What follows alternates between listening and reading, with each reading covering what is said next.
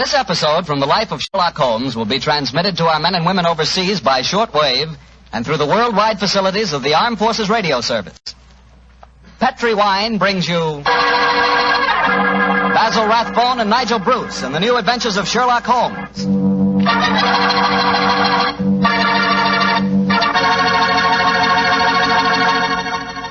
The Petri family, the family that took time to bring you good wine, invite you to listen to Dr. Watson tell us another exciting adventure he shared with his old friend, that master detective, Sherlock Holmes.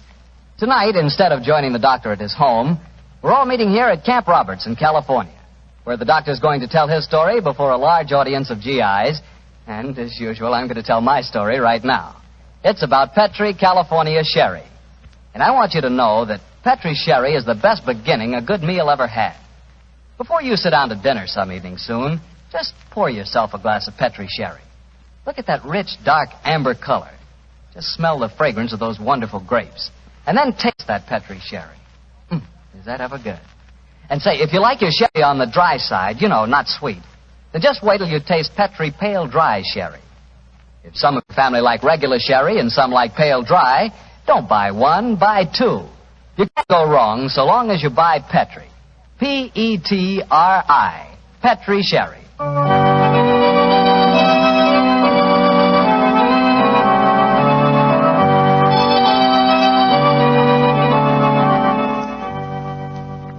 And now let's join Dr. Watson and get on with our story. Good evening, Mr. Bartell. Well, Doctor, your study seems a little bigger than usual this week. Yes, my boy. I felt that as tonight's new Sherlock Holmes adventure was rather an exciting one, the men here at Camp Roberts might like me to tell it to them in person. I'm sure they will, Doctor. Which particular story have you selected? One that I call The Strange Case of the Murder in Wax. It concerns one of the most sinister mass murderers who ever threatened the peace of London. It was in the summer of 1900, and the city had been rocked by a series of ghastly murders on Hampstead Heath. Hampstead Heath? Yes, Hampstead Heath. That's a large rambling park in the suburbs of London, Mr. Bartell, and noted as a rendezvous for young lovers. It was here that the elusive murderer, knife in hand, was wont to roam at night time, searching for his prey. All of his victims were young girls, and despite the frantic efforts of the police, each murder seemed to be as baffling as the one that preceded. Finally, of course, as usual, Scotland Yard came to Sherlock Holmes for help. It seems almost like yesterday, Mr. Bartell, that Inspector Lestrade stood in our Baker Street rooms, imploring Holmes to handle the case. Mr. Holmes, you've got to help us. I don't mind telling you the yard's at the end of its rope. I sympathize with you, Lestrade, but I don't see that there's much that I can do. Only the police can handle the widespread, detailed work necessary to this case. The private detective is helpless. Yes, perhaps if you'd come to Mr. Holmes in the first place, Lestrade, he might have helped you. But the murderer hasn't finished yet. There'll be more killings if we don't catch him, you mark my words. Mr. Holmes, please help us, won't you? Before I commit myself, Lestrade, give me the exact chronology of events, will you? All my information on the murders has been derived from the London newspapers, notoriously inaccurate in matters of fact. I can give you all the particulars, sir. I've been on the case right from the beginning. All the murders have taken place on Hampstead Heath at night time, and all the victims have been young women. Who was the first one? A girl by the name of Oakley, Bessie Oakley. She was a shop girl who worked at Derry and Tom's in Kensington High Street. 3 weeks ago, she was out on the heath with a young fella by the name of Alfred Smith. From what he told me, it was a moonlight night that night as they sat there out on the heath. Come on, Bessie, give us a kiss. Oh, go on, Fred. Don't be so soppy. I ain't soppy. Come on, Bess. Hello. Who's this coming towards us? Bloomin' prowler. Here, you, what you want? Can't you say something? Look out, Bessie's got a knife. No, you don't. Devil, you hit my Fred. Keep away from me. Keep away from me, you.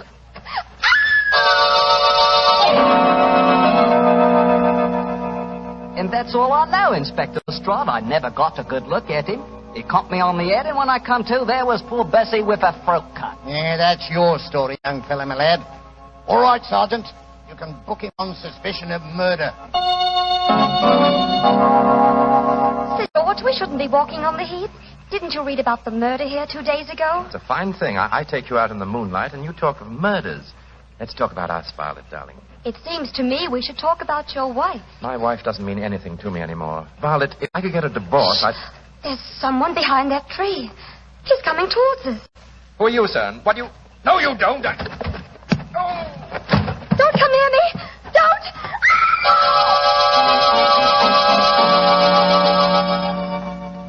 Inspector Lestrade, she's dead, poor girl, I know, but a scandal can't bring her back. If there's any way to keep my name out of the papers, Yeah, I'm afraid you'll have to take your chances, Sir George. Oh, and Sergeant. Yes, Inspector? You can turn that boy loose, Weevil, for questioning. The man who did this is obviously the same killer. I'm afraid we're going to hear a lot more from him. Light edition, evening paper. Hampstead Heath murderess strikes for fifth time. 9 girls murdered on Hampstead Heath. Light edition, evening paper here. Yeah, look here, miss. You can't go walking by yourself on the heath. It ain't safe. Oh, thank you, Constable, but I'm not frightened. I want to be by myself, and I want to think. Well, I can't stop you by law, I suppose, but you shouldn't do it. Yeah. I don't know how to handle these modern young things, and that's a fact. Inspector Lestrade, he must have killed her the moment she got out of my sight. I searched the old ruddy heath, but I couldn't find the murderer. But it did startle him. He left his knife in the body. Good, Jackson. The body's not been identified yet, eh? No, Inspector. We'll print her photograph in all the papers. We've got to find out who she is.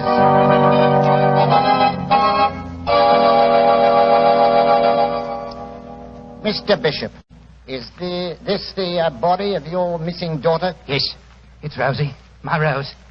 Inspector Lestrade, if I ever lay my hands on that murdering fiend, I'll kill him. I'll kill him with my bare hand. Here's the story, Mr. Holmes. Rose Bishop was the 10th and last girl murdered. But she was the first girl murdered when she was alone. Eh, Lestrade? Yes, sir. You found no clues? Well, none that proved anything when we checked on them. Let me ask you a question or two, Lestrade. Well, anything you like, sir. You've taken the obvious precautions, of course. Oh, how do you mean? You posted a heavy police guard on the heath? Why, yes, sir. We've had 100 plainclothesmen walking there at night ever since the second murder. But he seems to slip through our fingers. I suppose you've also posted policemen dressed in women's clothes. Yes, Mr. Holmes. And we've hired girls to walk the heath in couples with our plainclothesmen.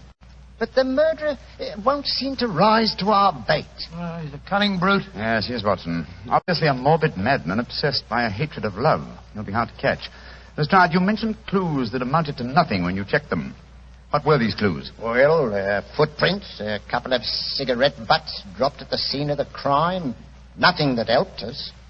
The only important clue was the knife we found in the body of Rose Bishop, the last girl murdered. Of course, the experts at the yard examined it. Yes, sir.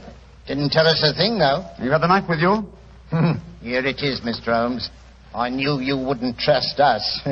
You'd want to look at it yourself. Thank you, Lestrade. Yeah. Mm-hmm. Interesting. What is it, Holmes? This knife is a collector's item. It's at least 100 years old, I should say. May I keep this overnight, Lestrade? I should like to conduct a few experiments of my own. Why, of course you can, sir. Then you're going to take on the case, Holmes? Now, let us say that I'll take it under advisement. I'll do my best, Lestrade. I'll do my best. Well, thank you, sir. If any further developments occur, communicate with me at once, will you? Yes, sir. In the meanwhile, I'll smoke a few pipes on the problem. But I promise nothing, my dear fellow. I promise absolutely nothing.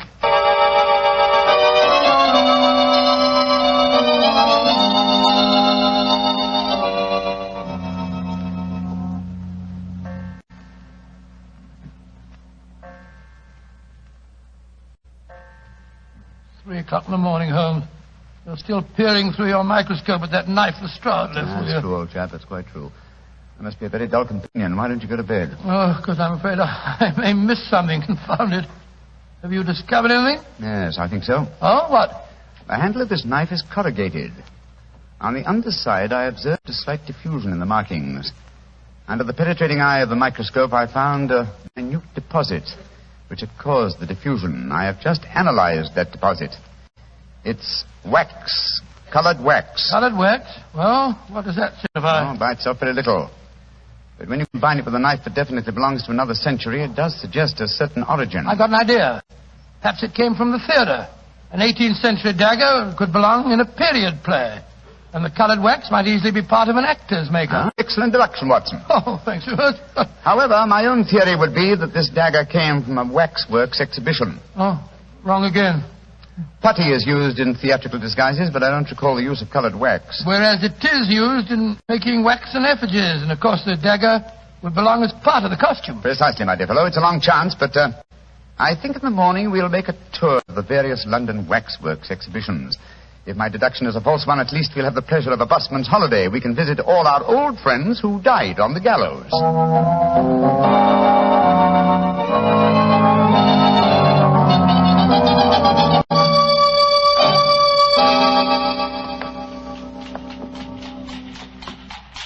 Getting tired, old chap? I must say I'm a little weary. This is the fourth waxworks exhibition that we've been to. The fourth and the last. If we fail to find any clues here at Levesque's Museum, we can return to Baker Street. Oh, thank heaven this is our last port of call. I'm so dizzy from looking at waxworks that they begin to look like human beings to me. Did you notice that I asked directions from the wax policeman at the entrance door? Yes. Well, I'm sure many people have been deceived in the same way. Uh-huh. Here we are. Oh, Monsieur Levesque doesn't believe in understatement, does he? Look at that sign there. Oh, gracious me. The Chamber of Horrors. Come in and see the pageant of murder. All the great killers of history reenacting their famous crimes. Well, let's go in, Watson. We should feel thoroughly at home. Creepy in here, isn't it? I've heard that Monsieur Levesque will pay £100 to anyone who will spend all night alone in the Chamber of Horrors. Yes, I've heard of that challenge, too. Are you thinking of accepting the bet? Great Scott, now I can spend a night here for £1,000. A very comprehensive collection of killers, aren't they? Let's see. Williams, Wainwright. Marchioness de Brinvilliers. By George, yes. She was an attractive woman, wasn't she? As trim a pair of ankles as ever I've seen. Yes, but you wouldn't have liked her cooking, Watson. She used the most lethal condiments of almost any woman in history. Hello. What is it? Look over there. I was wondering when we'd come to one of your cases. Dr. Grimsby Rylott and the murder at Stoke Moran. Or the case of the Speckled Band. By Jove, Holmes, the tableau's extraordinarily realistic, isn't it? Yes. One other old friends of mine are represented here. Should rather like for a new acquaintance with Ricoletti of the Clubfoot and his abominable wife. Ricoletti? I don't remember him, Holmes. Oh, one of my earlier cases, old fellow. I must tell you that story sometime. I wish you would. Holmes, look, that veiled figure over there. Read the placard in front of it. The Hampstead Heath murderer. Well, how very interesting. The face is covered with a black veil. Is this pure showmanship, I wonder, or does Monsieur Levesque know more than Scotland Yard and I? Good day to you, gentlemen. Great Scott, you startled me, sir. Are you admiring my collection of murderers? Monsieur Levesque? Yes, sir. And haven't I the distinction of addressing Mr. Sherlock Holmes? That is my name, and this is my friend, Dr. Watson. How do you do? How do you do, Doctor? I am greatly honored to meet you both. What do you think of my Chamber of Horrors? Oh, it's very impressive. We're particularly interested in this veiled figure of the Hampstead Heath murderer. Yes, indeed we are, sir. Is there a face beneath that veil? I'll let you in on a trade secret, gentlemen. There are no recognizable features behind that veil. This is purely for publicity purposes. The public always expects to see the latest horrors here. And I thought I'd titillate their morbid palates by having a mysterious figure representing the killer. Of course, if he is captured, I shall add his effigy to my collection. You think he will be captured, then? One can only speculate. He's a clever man, Mr. Holmes. By the way, Monsieur Levesque, does your offer of £100 to anyone who will spend a night in the Chamber of Horrors still hold good? Oh, yes. Are you thinking of accepting the bet, Mr. Holmes? No, but Dr. Watson would like to. Well, Holmes, I don't recommend the experience, Doctor. It's an ordeal that calls for nerves of steel. However, I shall be glad to arrange for it. I haven't the slightest intention of... Backing down now? Of course you haven't, old fellow. What time shall my friend return, sir? About 11:30 tonight. I'll be waiting for him at the main entrance. Splendid. Come on, Watson. Oh, Holmes, I told Good day, Monsieur Levesque. Good day, gentlemen. I shall be waiting for you tonight, Doctor. Holmes, what the blazes do you think you're doing? I haven't the slightest intention of keeping that appointment tonight. Well, of course you haven't. I shall keep it. Disguised as you. You keep... For heaven's sake, tell me what you're up to, Holmes. You didn't even mention that missing dagger to Levesque. No, because he knows something about the murderer. I'm convinced of it. Well, why'd you say that? As we were standing there talking to him, a breath of air from the open window blew back a corner of the veil. I'll swear that there are clearly defined features beneath it. And so you're going back there tonight to find out? That's right, old fellow. The superstitious used to believe they could use a waxen image to kill a man. Tonight, Watson, we shall prove that a waxen image can be used to trap a killer.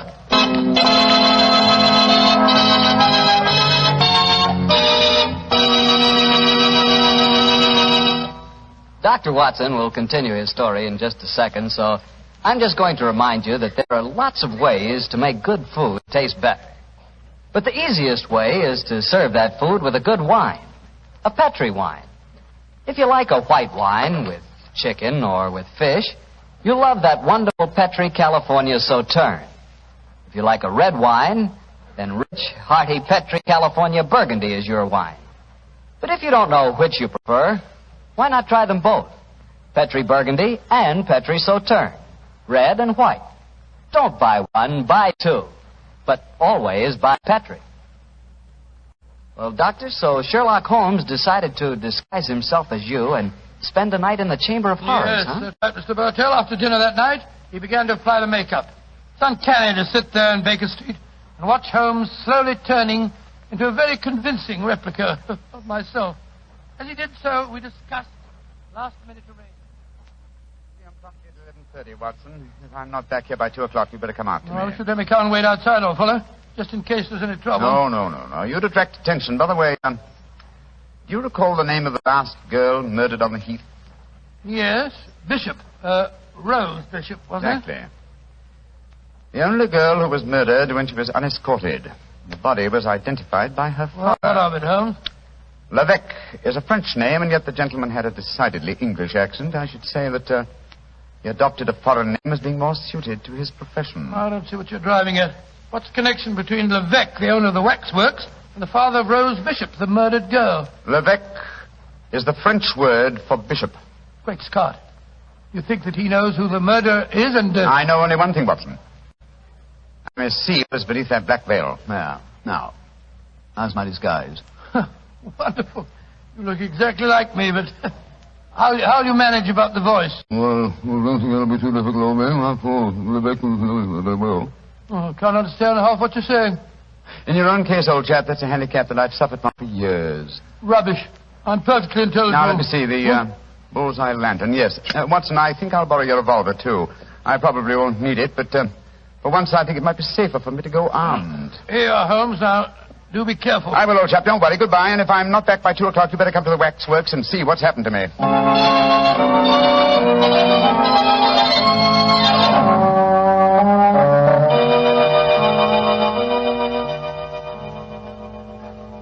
Dr. Watson, you don't mind if I search you? Oh, gracious, Levesque, of course not. And no lantern, please. The moonlight will give you all the illumination that you need. Oh, dear me. A revolver in your pocket. I'm afraid I can't allow that. Oh, no. Once before, a young man who unwisely accepted my bet left bullet holes in some of my finest waxworks before he finally went raving mad. Gracious me, raving mad, did he? Wish Holmes were here. Don't be frightened, Dr. Watson. Many of the waxwork murderers here are all friends of yours. They'll be good company. I shall come and release you at 8 in the morning. Yes, but no. How about if I've sealed all the windows with string and wax. I shall seal the door behind me as I leave. Well, it's very unkind of you. Midnight. The bet is on, Doctor. You still wish to go through with it? I suppose so. Very well, then. I shall leave you now. Good night, Dr. Watson. Good night. Pleasant dreams. Pleasant dreams.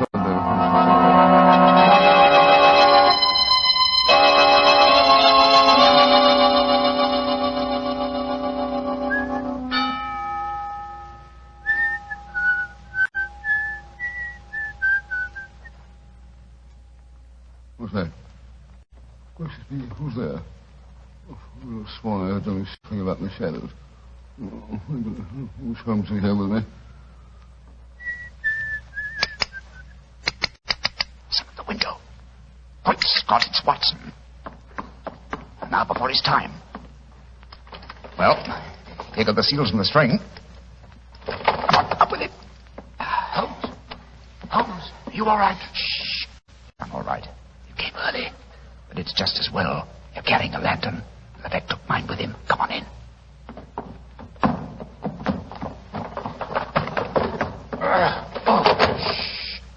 There we are. Quiet, little quiet. I'm glad to see you, Watson. But made you decide to come here so early? After you left the start, came to Baker Street. He told me there was another murder on the Heath at 7 o'clock tonight. Another murder, eh? I started worrying about you, Holmes. I had a premonition of impending danger, and I decided to come over here. You're not angry with me? Oh, of course not, my dear fellow. I'm glad of your company, and I appreciate your concern. Have you looked under the veil of the waxwork figure of the Hampstead Heath murderer yet? No, I was just about to. Your lantern will be most useful. Come on, Watson. Oh, what have you been doing? Just doing nothing? Yes, I wanted to give Levesque an impression that I was here for the night, and I also wanted to do some serious thinking. I smoked 2 pipes on the problem, Watson, and I think I know the answer now. I'm willing to swear you'll know the face you see when I lift the veil from the waxen dummy. Here's the figure. Now, hold your lantern a little higher, will you? That's it. I lift the veil, and who do we see? Good Lord, it's the waxwork figure of Levesque himself. Precisely, Watson. An unparalleled example of the self-betrayal inherent in criminal egotism. Levesque couldn't resist the... Holmes, the waxwork is moving. It's alive. Yes, gentlemen. Which is more than either of you will be in a few minutes. You re-entered this room by a secret door, I suppose? Yes, Mr. Holmes. And since you've displayed such a flattering interest in the Hampstead Heath murderer, I decided to remove the wax figure and appear in person. Look out, Holmes. You've got a revolver. Oh, no, Doctor. This isn't a revolver in my pocket. What would the Hampstead Heath murderer want with a revolver? This is a knife. I feel so much more at home with a knife. There are 2 of us, Beck. Remember that. And both unarmed. Which one of you meddlers wants to die first? Look out, Holmes. Watson, both together. The lantern smashed. Yes, and the moon's fading. What a pity. Holmes, where are you? Over here by the effigy of Macbeth. How very thoughtful of you to provide him with a dagger, Levesque. I wouldn't one, my dear Holmes. You can't escape me. I can feel my way in the dark here. I know every inch of this room. You're doomed, both of you. Don't strike a match, Holmes. You'll make a target of yourself. Devil with that. I'm lighting this newspaper. It'll make an excellent torch to set light to the nearest waxwork. No! Don't burn my waxwork!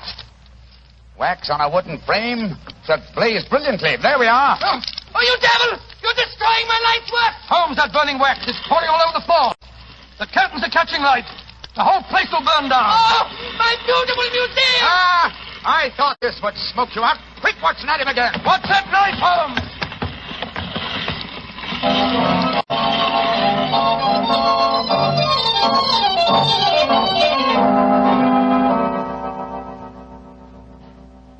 Well, Mr. Holmes, you've done it again. You've solved the case in a blaze of glory. Get the point, sir. A blaze of glory. Yes, Lestrade, I get the point. Thank you very much. Pass that marmalade, will you, Watson? Holmes, is that the morning paper you brought with you, Lestrade? Yes, Doctor. Want me to read you the headlines? Yes, please do. Yeah. Hampstead Heath murderer captured in fire that destroys waxwork exhibition. You know, Mr. Holmes, you and the Doctor were lucky you weren't burned to death. Never mind the chance you ran of having your throat cut by that maniac. It was fortunate that the police and firemen were on the scene as quickly as they were. Levesque had the strength of 10 men. Yes, the strength of a madman. He'll never stand trial, of course. No, Doctor. He'll end up in an asylum where he belongs. Mr. Holmes, what made you suspect Levesque? You first gave me the clue yourself, Lestrade. You told me that all the murdered girls were accompanied by men when they were attacked. All of them save one, Rose Bishop. Therefore, if the murderer was venting a hatred of love, he had to be someone very close to Rose Bishop to know that she was a suitable victim. That point alone, which I was shockingly slow in observing, should have told us to focus our attention on the father, Mr. Bishop, alias Levesque. Well, your theory was certainly right, Mr. Holmes. You should have heard his raving after the arrest. He swore his daughter had been ruined, and so he'd killed her, too. Holmes, the waxwork figure of the killer, the one with the veil over its face, the features underneath were those of Levesque himself, weren't they? I'm certain of it, old fellow. You see, he had 2 great prides. The first, his natural pride as a fine craftsman in wax.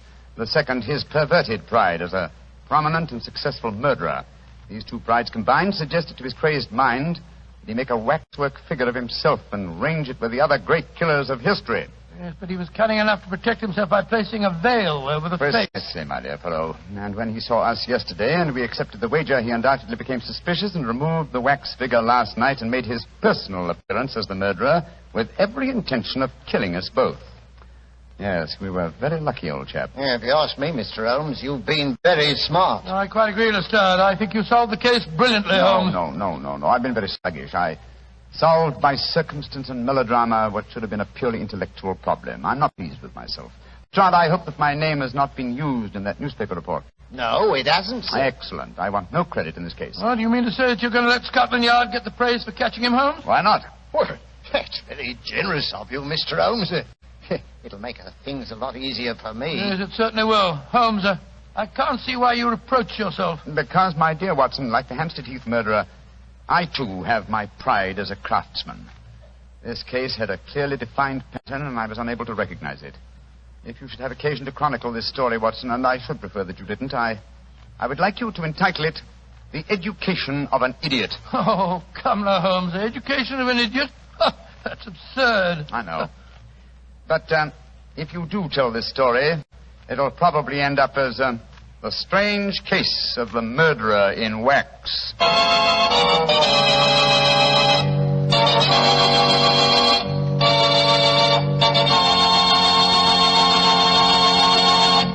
Well, Doctor, that was sure a swell story.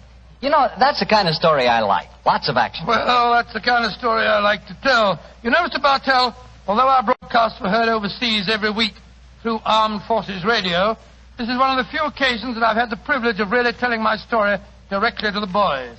And it's been a great pleasure for me to be here at Camp Roberts. Well, that not only goes for you, but for me, too, Doctor, and for the Petrie family. There are no words to describe how much our country owes our servicemen.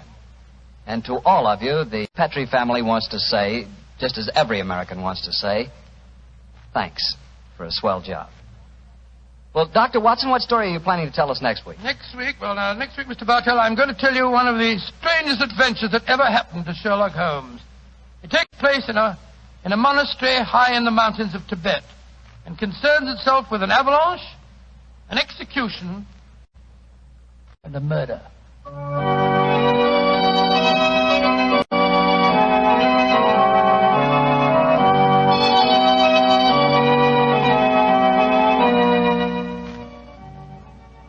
Tonight's Sherlock Holmes adventure was written by Dennis Green and Anthony Boucher and was suggested by an incident in Sir Arthur Conan Doyle's story, The Adventure of the Second Stain.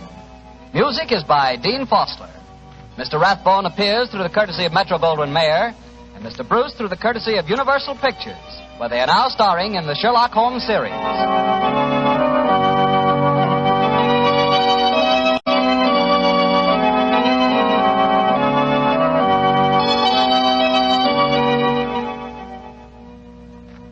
The Petrie Wine Company of San Francisco, California, invites you to tune in again next week, same time, same station.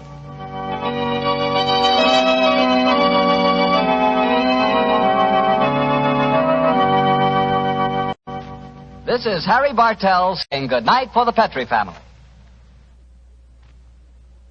For a solid hour of exciting mystery dramas, listen every Monday night on most of these same stations at 8 o'clock to Michael Shayne, followed immediately by Sherlock Holmes. This is the Mutual Broadcasting System.